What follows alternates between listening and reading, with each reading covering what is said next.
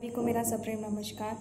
मैं कृति गौपाले BCom second year की छात्रा। आज मैं आपके समक्ष एक ऐसे विषय पर अपने विचार प्रस्तुत करने जा रही हूँ जो देश के लाखों छात्रों के भविष्य से जुड़ा है, सरकारी छात्रवृत्ति और इसका क्रियान्वयन। सबसे पहले हमें समझना होगा कि छात्रवृत्ति यानी स्कॉलरशिप क्या है। सरकारी छात्रवृत्ति एक ऐसी आर्थिक सहायता है जो केंद्र या राज्य सरकार की ओर से उन विद्यार्थियों को दी जाती है जो या तो आर्थिक रूप से कमज़ोर है या फिर जिन्होंने पढ़ाई में उत्कृष्ट प्रदर्शन किया हो। अब आप सोचिए, भारत जैसे देश में जहाँ करोड़ों बच्चे स्कूल और कॉलेज में पढ़ रहे हैं, वहाँ अगर हर बच्चा फीस की चिंता किए बिना पढ़ाई कर सके तो हमारा देश कितनी तेज़ी से आगे बढ़ेगा। सरकारी छात्रवृत्ति के मुख्य उद्देश्य क्या है? शिक्षा को सबके लिए सुलभ बनाना, गरीबी रेखा से नीचे जीवन यापन करने वाले परिवारों को उनके बच्चों को मदद देना, लड़कियों की शिक्षा को बढ़ावा देना, पिछड़े वर्गों, अनुसूचित जाति, जनजाति और अल्पसंख्यकों को बराबरी का अवसर देना, मेधावी छात्रों को उनकी मेहनत का सम्मान देना, सरकार द्वारा दी जाने वाली छात्रवृत्ति जैसे PM scholarship, NSP, national scholarship portal, राज्य स्तरीय योजनाएं, कन्या विद्याधन योजना और माइनॉरिटी स्कॉलरशिप, ये सभी शिक्षा को बढ़ावा देने का प्रयास है। अब बात करते हैं इसके क्रियान्वयन की। लेकिन साथियों, मेरा असली सवाल यह है कि क्या छात्रवृत्ति का क्रियान्वयन इम्प्लीमेंटेशन प्रभावी है? यहीं से असली मुद्दा शुरू होता है। क्रियान्वयन में प्रमुख समस्या क्या है, ये जानते हैं।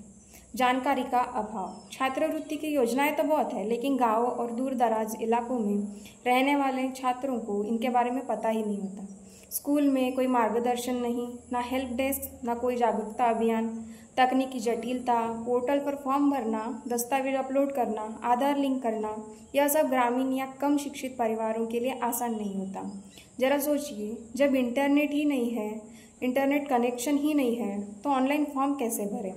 वेरिफिकेशन में देरी, छात्र आवेदन करते हैं लेकिन नतीजा स्कॉलरशिप रिजेक्ट हो जाती है या सालों तक अटकी रहती है।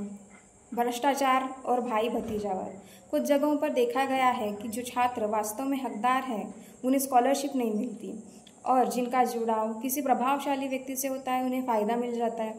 यह न केवल गलत है बल्कि ईमानदार छात्रों के भविष्य के साथ अन्याय है। पैसे का देर से मिलना या न मिलना। कई छात्रों के स्कॉलरशिप की रकम 1-2 साल की देरी से मिलती है, जिससे उनके कॉलेज की फ़ीस भरने में परेशानी आती है। कुछ को तो पैसे भी नहीं मिलते। तो क्या किया जाना चाहिए? स्कूल कॉलेज स्तर पर स्कॉलरशिप डेस्क अनिवार्य हो। हर स्कूल कॉलेज में एक व्यक्ति जिम्मेदार हो जो छात्रों को फॉर्म भरने, दस्तावेज तैयार करने और स्टेटस ट्रैक करने में मदद करे। स्थानीय भाषाओं में पोर्टल और दिशा निर्देश हो। ज़्यादातर पोर्टल अंग्रेजी में होते हैं। यदि हिंदी, मराठी, तमिल जैसी भाषाओं में भी सुविधा मिले तो और छात्रों को फ़ायदा हो सकता है। आवेदन की प्रक्रिया को सरल बनाया जाए। ज़रूरत से ज़्यादा दस्तावेज, बार बार वेरिफिकेशन और ओटीपी सिस्टम जैसी बाधाएं कम की जानी चाहिए। स्कॉलरशिप की ट्रैकिंग सुविधा हो। छात्र यह जान सके कि उनका आवेदन किस स्तर पर है, वेरिफिकेशन में है, पास हो गया है, रिजेक्ट हुआ है, तो पारदर्शिता बढ़ेगी।